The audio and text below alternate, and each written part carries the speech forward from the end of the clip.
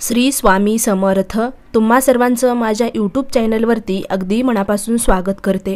तुमच्या मनातल्या सर्व काही चांगल्या इच्छा स्वामी महाराज नक्की पूर्ण करो हीच स्वामी चरणी प्रार्थना करते आणि आजच्या व्हिडिओला सुरुवात करते। आजचा व्हिडिओ खूप महत्त्वाचा आहे।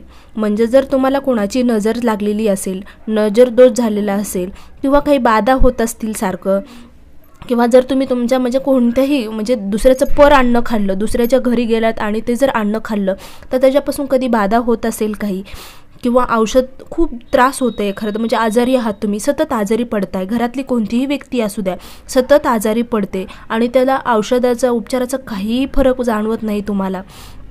त्याचबरोबर तुमच्या घरामध्ये वाईट शक्तीने प्रवेश केलेला आहे, सतत भांडणं होत आहेत, सतत वाद होत आहेत, खूप वाद होत आहेत, नवरा बायकोचे भांडणं होत आहेत सतत, किंवा मुलगा ऐकत नाही, बऱ्याचशा गोष्टी असतात ज्या की आपल्या दैनंदिन जीवनामध्ये घडत असतात किंवा आपल्या आयुष्यामध्ये सुद्धा घडत असतात।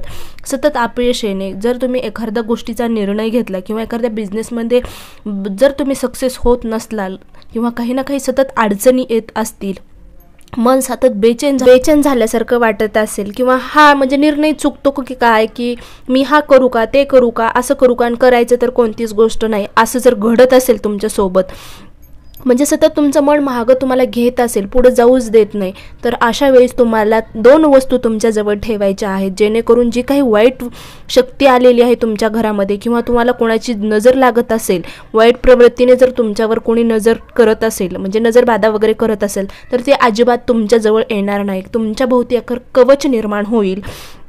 त्यासाठी ह्या दोन गोष्टी तुम्हाला ठेवायच्या आहेत। तर ह्या गोष्टी तुम्हाला सहज कुठेही कोणत्याही दुकानामध्ये मिळून जातील। तर तुम्हाला कोणत्या गोष्टी आहेत ते बघूया। तर बिब्या तुम्हाला माहीतच असतील, जर तुम्ही गावाकडं बाहेर पाहिलं तर तिथे एक झाड असतं बघा बिब्याचं, तर ते बिब्या जे आहेत त्या बिब्या आपल्याला शनिवारी आपल्या घरी आणायच्या आहेत। शनिवारी जर तुम्ही दुकानातून घरी आणल्या तर त्या बिब्या आपल्याला उशीखाली ठेवायच्या आहेत, किंवा तुमच्याकडे पॉकेट, आता तुम्ही ते बाहेर जाताना जे पॉकेट वगैरे वापरतात त्यामध्ये तुम्हाला हे बिब्या ठेवायच्या आहेत। 2 किंवा 3 ठेवलं किंवा एक जरी ठेवलं तरी पण त्याचा फरक जाणवेल तुम्हाला। त्यानंतर तुम्ही तुमच्या सोप्यावर मेन घर जे आपला दरवाजा असतो तिथे जरी एखादी पाठीमागं दरवाजाची चिटकून जरी तुम्ही ठेवली चिकटपट्टीनं तरी पण ती राहते, तर तशा देखील ठेवू शकतात। त्याचबरोबर सोप्याखाली जिथं सतत लोक येणं जाणं बसणं वगैरे असतं तर तिथं तुम्हाला ती बिब्या एक ठेवायची आहे, कारण ह्या बिब्यापासून आपल्याला बराचसा फायदा होतो। कारण जी काही नजर दोष आहे किंवा वाईट शक्ती आपल्या घरामध्ये प्रवेश केलेली आहे तर त्याच्यापासून आपण दूर होतो। त्याचबरोबर आपल्या भोवती एक कवच निर्माण होतं, त्यासाठी आपल्याला आपल्या पर्समध्ये ही वस्तू ठेवायची आहे। जरी बाहेर जाताना तुम्हाला असं जाणवत असेल की बाबा मला बाहेर गेलं की असं होतं, किंवा तुमच्या नवऱ्या जर बाहेरून आला सतत तुमच्यावर ओरडत असेल किंवा सतत भांडणं जर करत असेल, बाहेरून आलं की अशा गोष्टी आपल्याला सतत मन म्हणतं अरे घरात असताना असं काही होत नाही, पण ज्यावेळेस ते बाहेरून येतात त्यावेळेस सतत आलं की चिडचिड करतात, तर त्यावेळेस तुम्ही त्यांच्या पर्समध्ये किंवा त्यांच्या खिशामध्ये सुद्धा ही वस्तू ठेवू शकतात। अतिशय प्रभावी आहे। जर काही बाधा होत असेल तर तुम्ही नक्कीच हे वापरू शकता। त्याचबरोबर तुमचा एखादा व्यवसाय असेल, एखादं दुकान असेल तर त्या दुकानामध्ये सुद्धा तुम्ही जिथे की आपण पैसे वगैरे ठेवतो त्या ठिकाणी सुद्धा तुम्ही एक हे बिब्या ठेवू शकतात, जेणेकरून दुसऱ्याची जी काही वाईट प्रवृत्तीने जी वाईट शक्ती आहे कुणासोबत कशी येते हे आपल्याला माहीत नसतं। आता प्रत्येकजण आता दुकान व्यवसाय असेल तर कितीक लोक येऊन जातात, पण कुणाची नजर कशी असते काय असते हे आपल्याला माहिती नसतं, तर त्या वाईट नजरेपासून आपला बचाव करण्यासाठी ही गोष्ट आपल्याला आपल्या दुकानामध्ये सुद्धा तुम्ही ठेवू शकतात, घरामध्ये ठेवू शकतात, पर्समध्ये सुद्धा ठेवू शकतात, सतत आपल्या जवळ ठेवायची।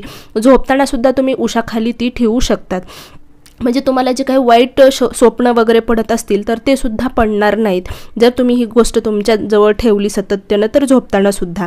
आता दुसरी गोष्ट काय, तर दुसरी गोष्ट आहे रुईचं झाड। प्रत्येकाला माहिती असतं रुईचं झाड कसं आहे, तर रुईचे 2 प्रकार आहेत, की पांढऱ्या रंगाचे सुद्धा त्याला फुलं येतात आणि एक पर्पल कलरचे येतात। तर पर्पलच्या ऐवजी तुम्हाला पांढरं जे रुईचं झाड झाड तर हिरवंच असतं, पण पांढरे फुलं ज्या रुईच्या झाडाला येतात ते फुलाचं जे मूळ त्या झाडाची मुळी जी आहे ती काढून आपल्या घरामध्ये ठेवायची आहे। तर आणायची जर तुमच्याकडे नसेल ती तर तुम्ही आणण्याचा दिवस काही नाही, कोणत्याही दिवशी तुम्ही ती मुळी आणू शकतात। आणल्यानंतर आपल्या देवघरामध्ये एक दिवस तिला पूजा ठेवायची आहे, तिची पूजा करायची आहे, ती अगरबत्ती ओवाळायची आहे आणि एक दिवस आपल्या देवघरामध्ये ठेवून नंतर ती आपल्याला पर्समध्ये ठेवू शकतात किंवा आपल्या घरामध्ये ठेवू शकतात किंवा आपला व्यवसाय असेल, दुकान असेल, काही असेल, त्या दुकानामध्ये सुद्धा तुम्ही ती रुईच्या झाडाची मुळी ठेवू शकतात.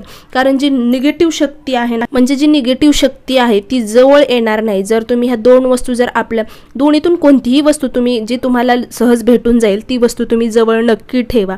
कारण आपल्या भोवती एक पॉझिटिव्ह एनर्जीचं कवच निर्माण होईल आणि जी निगेटिव्ह एनर्जी साचलेली होती किंवा आहे ती नक्कीच तुमच्यापासून दूर होऊन जाईल आणि कधीही आपल्याजवळ निगेटिव्ह शक्ती प्रवेश करणार नाही. आपल्या घरामध्ये, आपल्या विचारामध्ये किंवा आपल्याला जी काही नजरबाधा होत असेल किंवा काही वाईट शक्ती असो किंवा अपयश येत असेल, मन सतत बेचैन होत असेल, बसलं तर बसलं, केलं तर केलं, आणि जर कोणी काय म्हणलं की लगेच आपलं कसं मन होतं, नाही मी आता करणार आहे, आता हे झाले, समोर भरपूर कामं दिसत आहेत, पण आपलं कधी कधी मन उत्साहित होत नसतं, कधी कधी करण्याचं म्हणजे विचार मनात येत नसतात. एक मन म्हणतं हो भरपूर करायचं आणि एक म्हणतं जाऊ दे नंतर करता येईल. अशी जर तुमच्या मनामध्ये जर सतत चैन बेचैन जर घडत असेल तर नक्कीच तुम्ही त्या बिब्याचा आणि रुईच्या झाडाचा उपयोग करून बघा. नक्कीच तुम्हाला त्याचा प्रभाव तुमच्यावर पडेल. आणि काय नाही, जवळ ठेवायचे, पर्समध्ये ठेवू शकतात, घरात सुद्धा ठेवू शकतात, अजिबात काहीही त्याला दुसरी म्हणजे असं विरोध नाही आहे.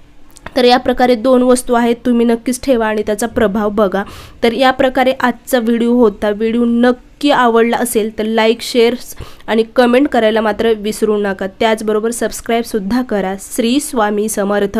जय जय स्वामी समर्थ. अवधूत चिंतन. श्री गुरुदेव दत्त.